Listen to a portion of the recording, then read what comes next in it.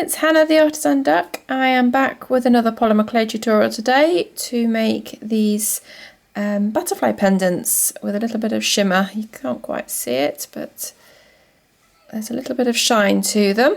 I apologise if you can hear my son. He's currently playing outside while I try and sneakily film this. So if you can hear him playing football, I apologise. But yeah, I thought these would make fun pendants for summer.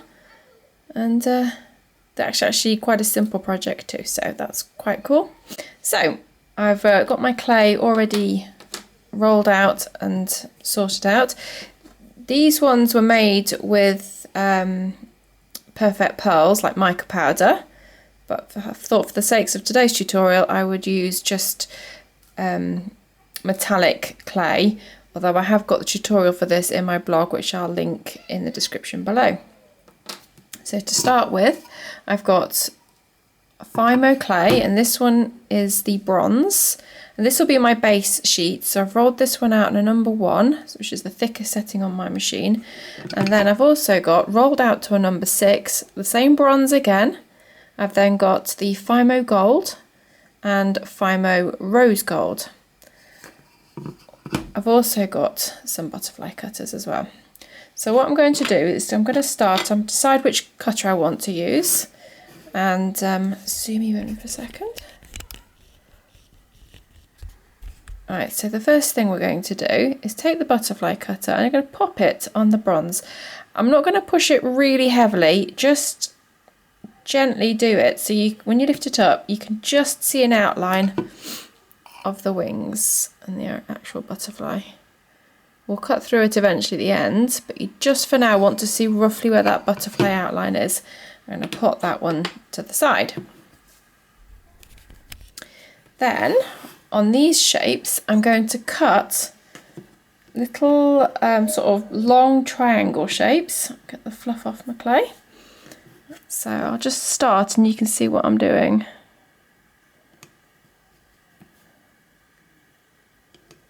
Just like that. Can you see? Just all the way down. So you want a really nice point, and you can just keep alternating the cutting, which I'll show you. I've got another one waiting to be made. You can see all my strips ready to go on this one, and these are Fimo translucent colours. I've got blue, orange and yellow, and I'm going to put this on a base of translucent white. So I shall just get on and cut all these pieces that are rolled out on a number 6 in this manner, and then I'll come back and show you what we're going to do next. There we go. All my colours, I've had little strips cut from them. So I'm now ready to start putting the butterfly together. So I'll just zoom in a bit more so you can see.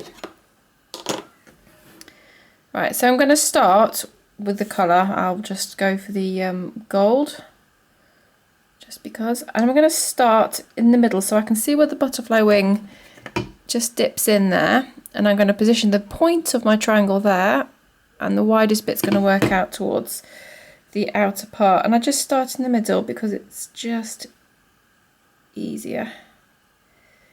There we go, so there's one. I'm going to pick up another triangle. I like to move it round just so I can try and get it all accurate. And I'm going to put that one down in exactly the same way.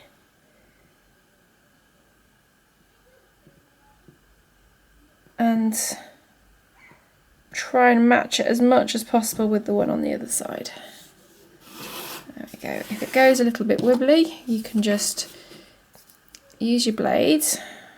Don't press with it, just use it to try and straighten that line up like that. There we go. And then just choose a pattern. So you can either do randomly or you can make a deliberate pattern. So I'm now going to go in with this really pretty rose gold, and you just want to match it up as best as you can to the first one you've put down. So again, take that blade in there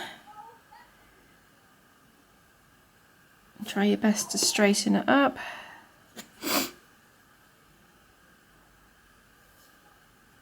Like that. And then take your next rose gold, and this centerpiece gets covered in one of the last steps. So you don't need to worry about making sure that this is so neat that it's perfect. Because if you have a look, we've covered it up with like a little centerpiece. But you do want them to be reasonably joined if you can.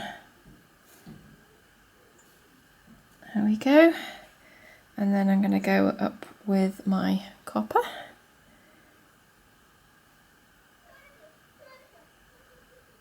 Just like that. And then another one on the other side.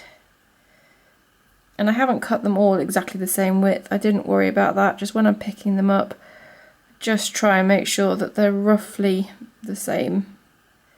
But I don't tend to get too fussy about it. There we go.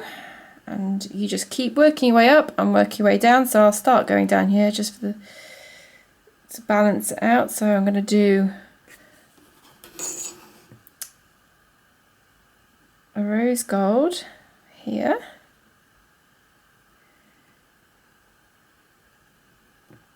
And the same on the other side.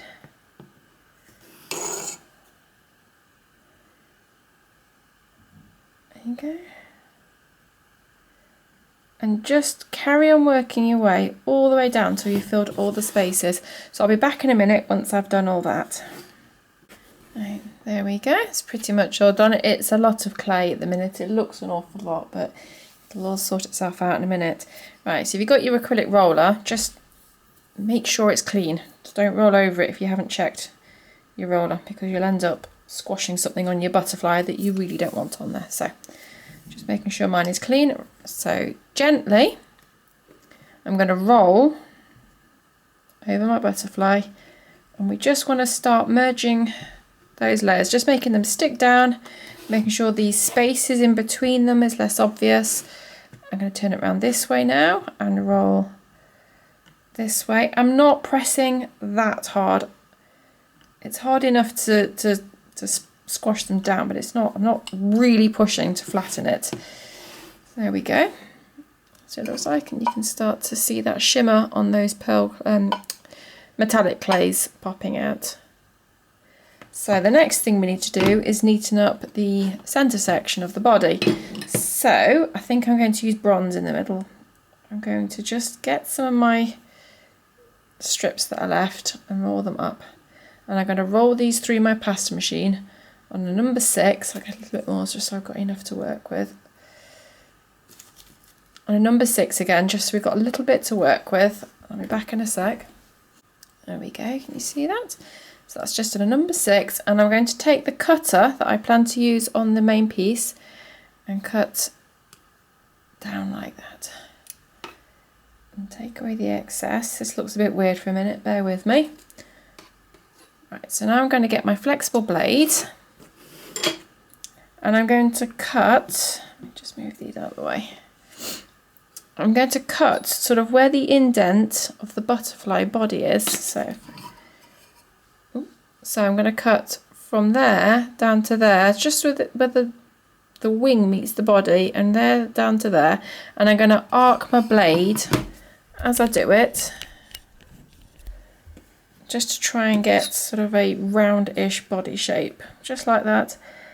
And from one point there to another there, and cut it off there. I'm going to turn it round, and we'll do exactly the same. You see it's in shadow, but you'll see in a minute. There you go. So all we've got now is that centre section that should fit it perfectly, just like that. Right, I'm going to pop it off there, take it over to my clay, and pop it down. And then I'm just going to use my fingers and just gently pat it down.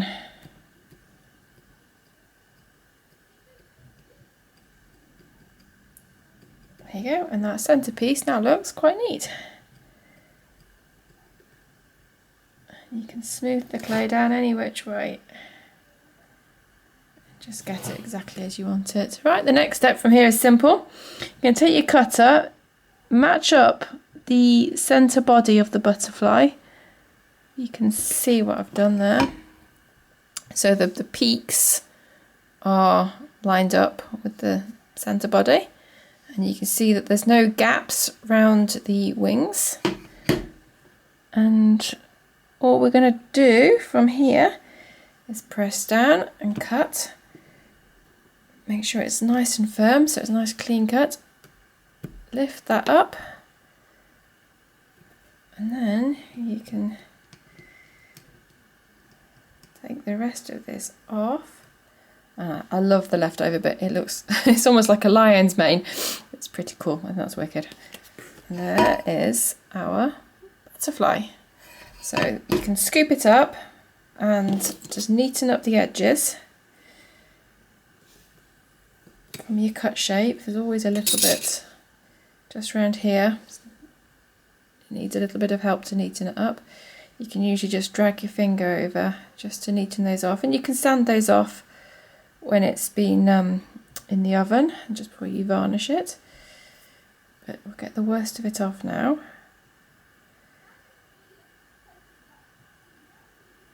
Oh, I apologise, my son is outside having a whale of a time, rabbiting onto himself about something with my husband. But there we go. There's our butterfly. And then we need to attach, well, I attached jump rings here into the wings so we could hang it from a chain. So I showed how to do this in my last post, but I'll show it again. I'm just going to clean my hands up because I got little bits of clay all over them. And I think I'm just going to clean my workspace up so I can pop it on the tile to put in the oven. There we go, that's clean now. So I have got two, and these are 5mm jump rings. I've got my chain nose pliers, and when I can find it, I've got a craft knife. So all we do, holding this as gently as you can, try not to put any pressure on this butterfly. I'm going to zoom you out a bit so I don't stab you in the face with my knife. Right, we're just going to cut down the corner of the wing and let the knife do the work. Try not to squeeze the butterfly. And there's a cut there, and we're going to cut exactly the same way on the other side. Just find that corner and work your way down. Now you're going to pick up a jump ring, pop it on, and pop it in the corner of the wing. And I always do the join of the jump ring into the clay, so there should be no risk of it pulling apart. So there's one. I'm going to pop the other one in.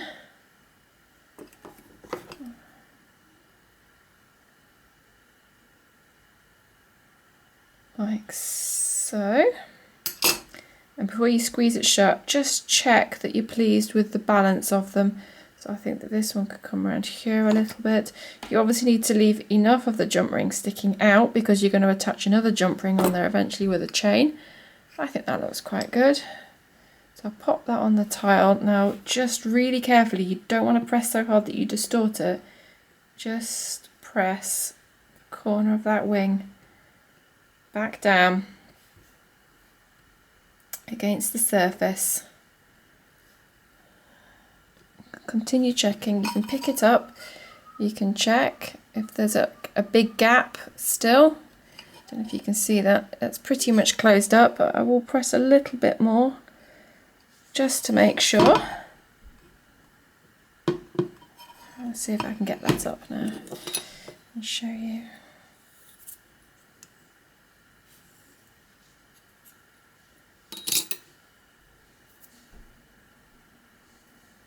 What can you see?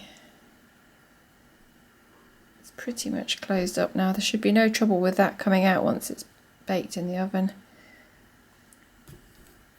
you can tweak it a bit more, but you don't want to risk distorting it. If you're worried that your jump ring's moved in too far, I just take the point of my craft knife and just really gently move it around.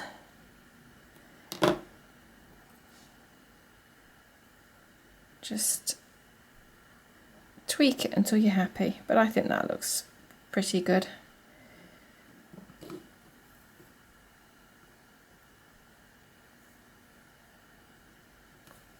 There we go, and then I'm going to leave it on that tile and I'll pop it in the oven, and I will be back and show you what it looks like when it's been finished off and varnished. Right, I'm back with the finished necklaces. The two that I've just made have been put in the oven and hardened up, and they've both had 2 coats of varnish. So I'll show you the 2 again that I started off with for the blog post. These both have got the mica powder on them. It's a very gentle finish. And then this one is the one I made just now with the metallic clay, and those coats of varnish really bring out the shimmer. I'm not sure you can see it necessarily in this picture, but bring out the shimmer in the clay. And I've never used this rose gold colour before, and it's absolutely beautiful. So I'm going to have to think of another project to use that in. It's really pretty, really love it. And I've just finished it off with a gold chain. So that's that one. And then this is the translucent one. And it's, because I put it on translucent on the back as well, it kind of looks like it's been cut out of plastic, a sheet of plastic. But I really love it. I love those bold colours. You could try tinting your own clay with alcohol inks and you get a whole different colour palette again, and I probably will do that because I love that technique. But yeah, those are my butterflies. It's a really fun and simple tutorial. It doesn't waste clay because you can literally keep it just to what you need for each butterfly. And it would be a fun one to try with some different shapes as well. And that will definitely be something that I'll try. All right, till next time, see ya, bye.